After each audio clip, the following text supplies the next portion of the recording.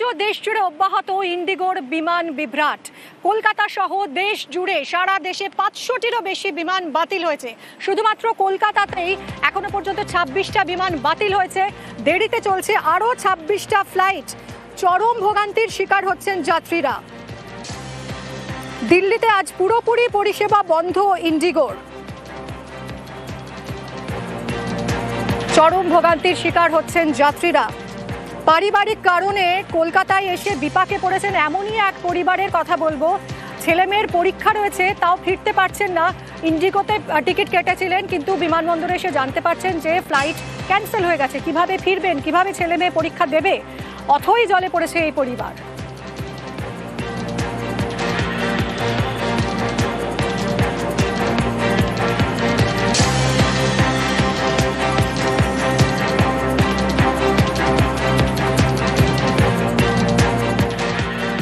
मेरठ में रहते हैं। अच्छा। और वहाँ यहाँ गए थे, हम पोर्ट ब्लेयर गए थे। अच्छा। वहाँ से रिटर्न हुए तो पहले तो वहीं पर एक कैंसिल हुआ, दूसरे में मिला। फिर वहाँ से कल 2 बजे यहाँ पर पहुँचे कलकत्ता, और यहाँ से जो हमारा 7 बजे फ्लाइट था वो भी कैंसिल हुआ। फिर हमें आज का शाम 4 बजे का फ्लाइट मिला, वो भी अब कैंसिल हो गया। अब हम धक्के खा रहे हैं। ट्रेन रेलवे स्टेशन जाएंगे, देखेंगे। मिसिज को परसों अमेरिका जाना है। आपको तो अमेरिका जाना था? अमेरिका जाना है। वो लड़की की डिलीवरी हुई। अच्छा। तो अभी क्या कैंसिल करना पड़ेगा? नहीं कैंसिल नहीं, देखेंगे ट्रेन का देखते हैं। तो अमेरिका कैसे जाएंगे? अमेरिका फ्लाइट है परसों। तो बहुत परेशान हो, तो टेंशन हो गया? हाँ, टेंशन तो बहुत हुआ। বিমান বিভ্রাটে আটকে পড়েছেন মিরাটের দম্পতি। আন্দামানে বেড়াতে গিয়েছিলেন, কলকাতায় এসেছেন। আন্দামান থেকে যে কলকাতায় ফিরবেন সেই ফ্লাইটও বাতিল হয়েছে। আমেরিকায় যাবেন, মেয়ের কাছে যাবেন, কিন্তু সেই ফ্লাইট তো বাতিল। এবার কি করবেন অথই জলে এই পরিবারও। দেখুন।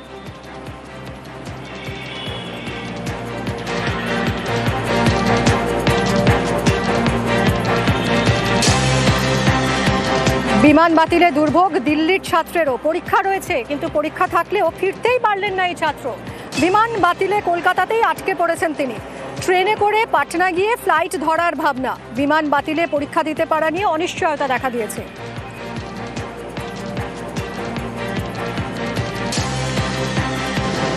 हमारी फ्लाइट कैंसिल हुआ, कल वापस रिशेड्यूल किया इन्होंने, आज वापस कैंसिल कर दिया। वापस जब यहाँ पे आए कल था? हाँ मतलब मेरा फ्लाइट आज ही था, पर उन्होंने कल रिशेड्यूल किया था। अच्छा। तो हमने सोचा कि चलो हो जाएगा, या तो वो कल ही कैंसिल कर देते तो हम हमारा बैकअप लेके चलते ना। अब मेरे पास क्या बैकअप रहा, लोगों का एग्जाम है कल, तो मुझे अब दिल्ली जाना था। अब वो तो मेरे पास ऑप्शन ही नहीं बचा दिल्ली जाने का, तो मेरा कल का एग्जाम तो छूटेगा ना। तो अभी क्या करेंगे आप? अभी मैं यहाँ से अब पटना जाऊँगा। এদিকে খোদ ইন্ডিগো কর্তৃপক্ষ যা বলছে তাতে এই বিমান বিভ্রাট আরো 2-3 দিন চলতে পারে বলে এরকমই আশঙ্কা। এখনই কিন্তু কোনো সমস্যার সমাধান হচ্ছে না। আরো 2-3 দিন এইভাবেই বিমান বিভ্রাট হবে, যাত্রীদের ভোগান্তি চলবে। অন্তত ইন্ডিগো কর্তৃপক্ষ তো সেই রকমই ইঙ্গিত দিয়েছে।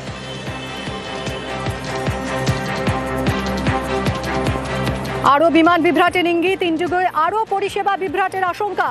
আগামী 2-3 দিন পরিষেবা বিপর্যয়ের ইঙ্গিত। পরিষেবা বিভ্রাটের ইঙ্গিত খোদ ইন্ডিগো কর্তৃপক্ষের। 8ই ডিসেম্বর থেকে উড়ান আরও কমাবে ইন্ডিগো সংস্থা। উড়ান ছাঁটাই করে পরিস্থিতি সামালের চেষ্টা করছে ইন্ডিগো। অর্থাৎ যাত্রী দুর্ভোগ এখন আপাতত চলবে, সেই আশঙ্কা কিন্তু থেকেই যাচ্ছে। কারণ ইন্ডিগো কর্তৃপক্ষ মনে করছে এই পরিস্থিতি সামাল দিতে হলে তাদের উড়ান আরও কমাতে হবে। 8ই ডিসেম্বর থেকে তারা ফ্লাইটের সংখ্যা আরও কমাবে। উড়ান ছাঁটাই করে পরিস্থিতি সামালের চেষ্টা ইন্ডিগোর।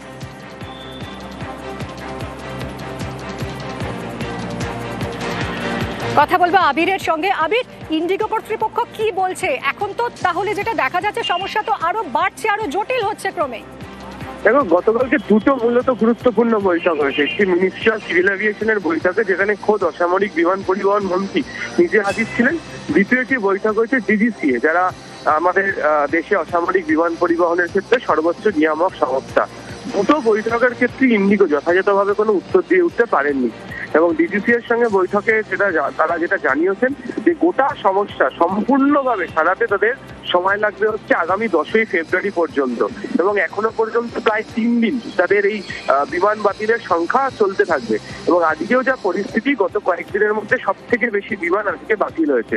এবং যে ধরনের পরিষেবা দেওয়ার জন্য যারা ক্রু রয়েছেন, যারা পাইলট রয়েছেন, তাদের যে সংখ্যা পূরণ করার জন্য যে দরকার, সেটি তারা কোত্থেকে জোগাড় করে নিয়ে আসতে পারবেন। এবং যে ক্রু শিডিউল মেনে তাদেরকে চলতে হবে নতুন নিয়ম অনুযায়ী ডিজিসি এর, এবং যেটি সর্বোচ্চ আদালতের তরফ থেকেও সিদ্ধান্ত মোতাবেক গ্রহণ করা হয়েছে, সেখানে কিভাবে তারা চালাতে পারবেন তারা এখনো পর্যন্ত নির্দিষ্ট করে বলে উঠতে পারেননি। যদিও কেন্দ্রের তরফ থেকে তাদেরকে পরিষ্কার করে। আবির, তুমি আমাদের সঙ্গে থাকো, ফিরছি তোমার কাছে। অর্থাৎ কেন্দ্র কিন্তু কড়া অবস্থান নিচ্ছে এবং অসামরিক বিমান পরিবহন মন্ত্রকের সঙ্গে কেন্দ্রের শীর্ষ অফিসারদের পর্যালোচনা বৈঠক, এয়ারপোর্টস অথরিটির কর্তাদের সঙ্গে বৈঠক হয়েছে। দীর্ঘ বৈঠক হয় অসামরিক বিমান পরিবহন মন্ত্রীর। এই বৈঠক থেকে কি উঠে এলো আবির? সেই প্রসঙ্গে তোমাকে বলছিলাম যে বৈঠকের ক্ষেত্রে ডিজিসি এর তরফ থেকেও বেশ কিছু শর্ত ইতিমধ্যে চাপিয়ে দেওয়া হয়েছে, এবং যারা এই বিমান সংস্থার যারা কর্তা যারা রয়েছেন, যারা বৈঠকে হাজির ছিলেন, তাদেরকে পরিষ্কার করে উল্লেখ করে দেওয়া হয়েছে যে তাদেরকে নির্দিষ্ট করে যাত্রীদেরকে জানাতেই হবে যে কোন বিমান কটার সময় কখন ছাড়বে। প্রয়োজন হলে হেল্পলাইন নাম্বার চালু করে যারা যাত্রীরা আগে থেকে টিকিট বুক করে রেখেছেন তাদের প্রত্যেককে জানাতে হবে। দ্বিতীয়ত, এই সুযোগ নিয়ে বেশ কতগুলো রুটে তারা বিমান ভাড়া বৃদ্ধি করে ফেলেছিল, সেই বিমান ভাড়া বৃদ্ধি করতে তারা পারবেন না, এবং প্রত্যেক 15 দিন অন্তর একটা করে রিপোর্ট তাদেরকে জমা দিতে হবে।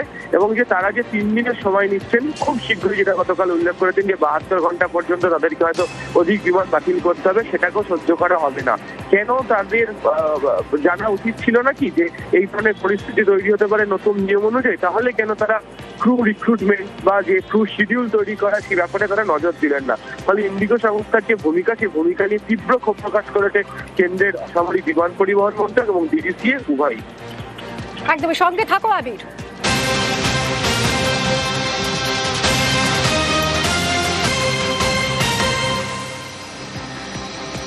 কর্মী সংকটে বিমান বিভ্রাট, ডিজিসি এর কর্তাদের সঙ্গে বৈঠকে স্বীকার করে নিয়েছে কার্যত ইন্ডিগো কর্তৃপক্ষ। কর্মী সংকটে এই সমস্যার তৈরি হয়েছে। বৈঠকে কর্মী সংকটের কথা স্বীকার বিমান সংস্থার। দেশের সবচেয়ে বড় বেসরকারি বিমান সংস্থা ইন্ডিগো, এবং তাদেরই এইরকমই এই ধরনের একটা সমস্যার মধ্য দিয়ে তারা যাচ্ছে। আবির, এই সমস্যাটা তো হঠাৎ হয়নি, হঠাৎ করেই তো পাইলটরা বা ক্রিউরা তারা তো চাকরি ছেড়ে দেননি। তাহলে ধীরে ধীরে যখন এই সমস্যা হচ্ছিল, কেন ইন্ডিগো কর্তৃপক্ষ কোনো রকম নজর দেয়নি সেদিকে? সেটাই তো প্রশ্ন। তার কারণ হচ্ছে দেশের যারা যাত্রীরা যারা বিমান ব্যবহার করেন, তাদের প্রায় 70 থেকে 75% ব্যক্তি তারা ব্যবহার করেন হচ্ছে ইন্ডিগো। পরবর্তী সময় গুজরাটে এয়ার ইন্ডিয়া দুর্ঘটনার পর এই সংস্থার বিমান ব্যবহারকারীর সংখ্যা বেড়ে যায়, এবং দেশের মধ্যে সব থেকে বেশি রুটে তারা বিমান চালান, এবং সব থেকে বেশি সংখ্যক বিমানও তাদের হাতে রয়েছে।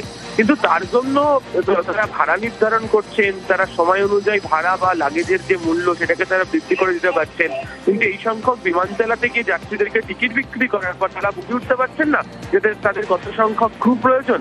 এবং কেন্দ্রের তরফ থেকে যখন নিয়ম চালু করা হয়েছিল যে যারা ক্রু রয়েছেন তাদেরকে সপ্তাহে, মাসে, দিনে কত ঘন্টা করে ডিউটি করতে হবে, সেখানে তো এই বিমান সংস্থাগুলোর সঙ্গে কথা বলা হয়েছিল, সেখানে তো এই বিমান সংস্থাও হাজির ছিল।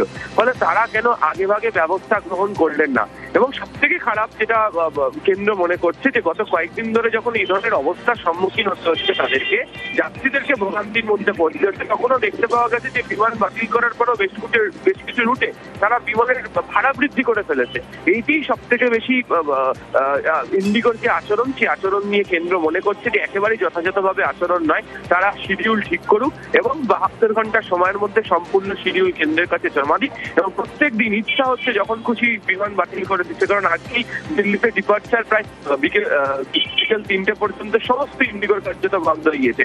এই ধরনের পরিস্থিতি চলতে পারে না, সেটাকেই তাদেরকে বুঝিয়ে দেওয়া হয়েছে। সূত্রের খবর, আজকে বিকেল 5টার সময় ডিজিসি এর যারা আধিকারিকরা রয়েছেন তারা বৈঠক করবেন ইন্ডিগো সংস্থার সাথে। এখন কত দ্রুত এই সমস্যার সমাধান হয় সেটাই দেখার, কারণ যাত্রীরা ভোগান্তির শিকার হচ্ছেন।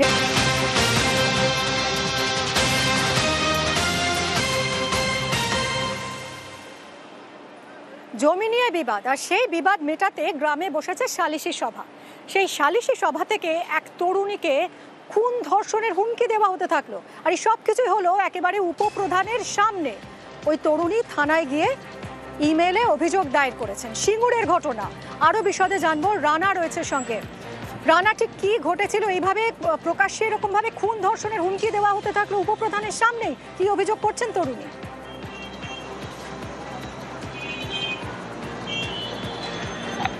একদমই তাই মিমি, দেখো গত পরশু দিনকে এই তরুণীর দেশাপাড়া বাড়ি, যার নাম হচ্ছে আশাসন, তার হচ্ছে বিষয় সম্পত্তি বিক্রি নিয়ে একটা বিবাদ হচ্ছিল, শরিকি বিবাদ। সেই নিয়ে মানে পঞ্চায়েত অফিসে সে সুরাহার জন্য গিয়েছিল। পঞ্চায়েত থেকেই তাকে ডেকে পাঠানো হয়েছিল যে এই যে বিষয়টা নিয়ে তাকে তার মীমাংসা করে দেওয়া হবে। কিন্তু তরুণীর অভিযোগ, যে আশাসমের অভিযোগ, যে যখন পঞ্চায়েতে যখন ওই সভা যখন চলছিল, তখন তার সে নাকি মোবাইল ছবি তুলছিল। এই আশাসন এই মোবাইলে ছবি তোলাকে নিয়ে কেন্দ্র করে গন্ডগোলের সূত্রপাত। পঞ্চায়েতের যে উপপ্রধান ছিল তার সামনে তাকে হেনস্থা করে, যে পঞ্চায়েতে অন্য যারা সমস্ত ব্যক্তিরা ছিল, বিশেষ করে একজন তৃতীয় ব্যক্তির নাম উঠে আসছে, নাম তিনি বলতে পারেননি তরুণী, কিন্তু সে নাকি অভিযোগ করেছে যে তার যে মোবাইলে যে ছবি তুলেছিল সেই মোবাইল তার হাত থেকে কেড়ে নিয়ে ডিলিট করে দেওয়া হয়েছিল। পাশাপাশি তাকে ধর্ষণ ও খুনের হুমকি দেওয়া হয়েছে। ফলে এই তরুণী ভয়ে কিন্তু বাড়ি থেকে তিনি এখন বেরোতে পারছেন না বর্তমানে। তাই জন্য তিনি থানাতে মেল করে তিনি কমপ্লেন জানিয়েছেন। ইতিমধ্যেই সিঙ্গুর থানার পুলিশ বিষয়টা নিয়ে তদন্ত শুরু করেছে। কি অভিযোগ আমরা শুনবো? পার্টিশন শুটের কারণে আমাকে সভাপতি আসে আমার বাড়িতে, এসে আমাকে আমন্ত্রণ জানায়। উপপ্রধান গোবিন্দ ধারা সে আমাকে ব্যক্তিগত আমার পাণ্ডিত্য নিয়ে অপমান করতে থাকে আমাকে। তারপরে আমি ভিডিওটা অন রেখেছিলাম, কারণ যেহেতু আমার বাবা অনুপস্থিত, কারণ লোকজন আমাকে বকাবকি করতে শুরু করে, অপমান করতে শুরু করে যে ভিডিও কেন অন রয়েছে, সমস্ত ভিডিও ডিলিট করে দেয়। আর সত্ত্বেও একটা তৃতীয় ব্যক্তি, গুন্ডা ধর্ষক কে আমি জানি না, সেই ব্যক্তি আমাকে দুটো ভাষা বলে, হত্যা করার আর ধর্ষণের দুটো হুমকি। এটা কি পঞ্চায়েতের ভেতরে? একদম উপপ্রধানের সামনে হয়েছে, আপনারা চাইলে সিসিটিভি ফুটেজ চেক করে নিতে পারেন। এভাবে হত্যার হুমকি দিয়েছে, আমি মেনে নিলাম, কিন্তু ধর্ষণের হুমকি কেন? আমি একটা মেয়ে বলে সেই জন্য ধর্ষণের হুমকি? রানা, ওই তরুণী তো থানায় অভিযোগ জানিয়েছেন, এরপর পুলিশের কি পদক্ষেপ?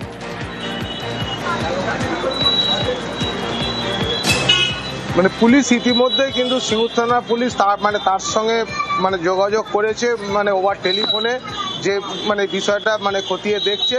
কিন্তু প্রশ্ন যেটা হচ্ছে মিমি, যে একটা পঞ্চায়েত সরকারি দপ্তরে সে তার সুরাহা চাইতে যখন এসেছিল একটা হচ্ছে মীমাংসা হচ্ছে বৈঠক করতে, কিন্তু সেখানে তাকে যেভাবে হেনস্থা করা হয়েছে, বিশেষ করে একটা মহিলাকে, সেখানে কিন্তু সেটা নিয়ে প্রশ্নচিহ্ন যে সরকারি দপ্তরে তাহলে মহিলাদের নিরাপত্তা কোথায়।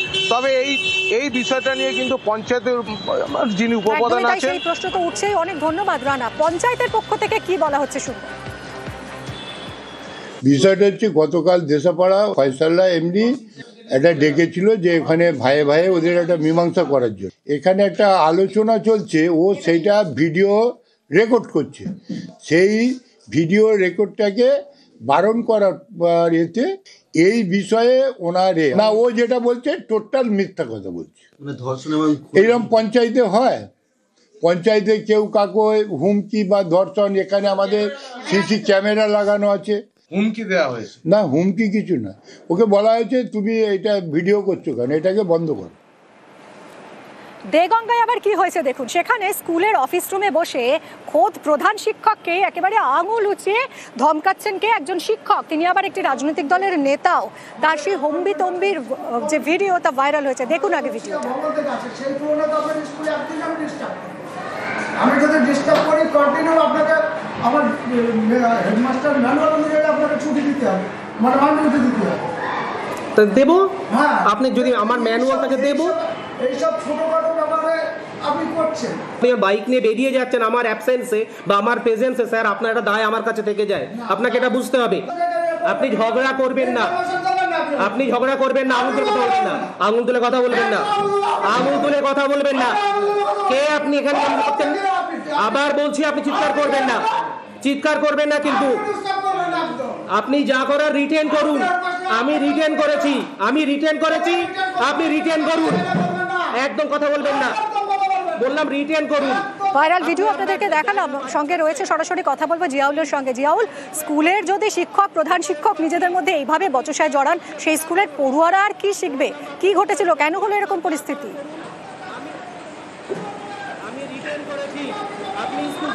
একদম, দেখো, অভিযোগ পাল্টা অভিযোগ তো থাকতেই পারে। অর্থাৎ একদিকে সহকারী শিক্ষক প্রধান শিক্ষককে বলছেন আমার সঙ্গে আপনি টক্কর নেবেন না, টক্কর নিলে আপনার কিন্তু ক্ষতি হবে। আমি একজন প্রতিষ্ঠিত রাজনৈতিক ব্যক্তি, ফলে আমি আপনার অনেক কিছু করতে পারি, এই ধরনের হুমকি দিচ্ছেন এবং আপনি বেশি বাড়াবাড়ি করলে আপনাকে কিন্তু ছুটিতে পাঠিয়ে দেওয়া হবে। কে বলছেন? একজন সহকারী শিক্ষক প্রধান শিক্ষককে বলছেন। প্রধান শিক্ষক যেটা অভিযোগ করছেন যে তিনি স্কুলে আসলেও ইচ্ছা মতন তিনি বেরিয়ে যান। তিনি একজন রাজনৈতিক ব্যক্তি, ফলে তিনি ঠিক মতন ক্লাস করেন না, তিনি ইচ্ছা মতন বেরিয়ে যান। এটা নিয়ে তিনি প্রোটেস্ট করেছিলেন। ফলে সেখানেই দেখা যাচ্ছে যে অ্যাটেন্ডেন্স খাতা, সেই অ্যাটেন্ডেন্স খাতা ইচ্ছা মতন তিনি সই করবেন। অর্থাৎ তিনি একদিন এলে দুদিন আসবেন না, তার জন্য তিনি প্রতিদিন সই করবেন। ফলে ইচ্ছা মতন তিনি বেরিয়ে যাবেন, সেটাও কিন্তু সই করবেন। ফলে এটা নিয়ে কিন্তু একটা বাগবিতণ্ডায় জড়ায় স্কুলের মধ্যেই। এবং অন্যদিকে যে শিক্ষক এই অভিযোগ করছেন, অর্থাৎ যিনি বলছেন কি বলা হচ্ছে আমরা একবার শুনবো। জিয়াউল, অনেক ধন্যবাদ। আমরা শুনবো দুপক্ষের বক্তব্য। ভিডিওটা হয়েছে যেটা, সেটা ঘটনাটা সঠিক।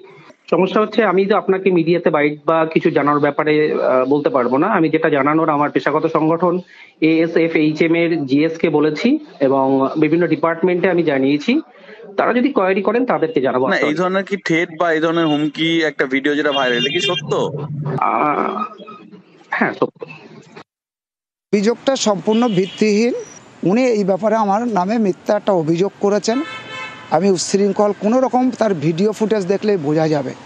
কিন্তু উনি অনিয়মিত আসেন, অনিয়মিত যান, ওনার যাওয়া আসার মধ্যে কোনো নিয়ম নেই। অ্যাটেন্ডেন্স খাতা, যেটা অ্যাটেন্ডেন্স খাতা, সেটা মুছে দিয়েছেন কালি দিয়ে? না না, কোনো মুছিনি, কোনো, ওখানে একদম সম্পূর্ণ ভিত্তিহীন। কালি থাকলে, হোয়াইট না থাকলে আপনি বুঝতে পারবেন। একজন শিক্ষক হিসেবে কোনো শিক্ষকের সঙ্গে উনি ভালো ব্যবহার করেন না।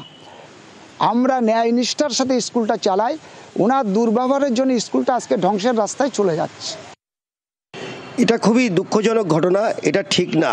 কারণ রাজনীতিটা রাজনীতির জায়গা, স্কুল স্কুলের জায়গা। যে শিক্ষার যে নিয়ম, সেই নিয়মে তাকে 11টা 4:30 ডিউটি করতে হবে। সেখানে যদি তার কোনো মিটিং থাকে বা কোনো রাজনৈতিক লোক হোক, সেটা 4:30 পরে সে করবে, সেটা তার ব্যক্তিগত ব্যাপার। এটা মানে একদম ঠিক না, এটা গহিত কাজ এবং শিক্ষার মান এতে আরও কমে যাবে এবং অন্য মাস্টারমশাইরাও সুযোগ পেয়ে যাবে। তো আমরা আগামী দিনে আমরা ওই মাদ্রাসা নিয়ে বসবো। ওই মাস্টারমশাই যেটা টেবিল চাপড়ে করছে, ওটা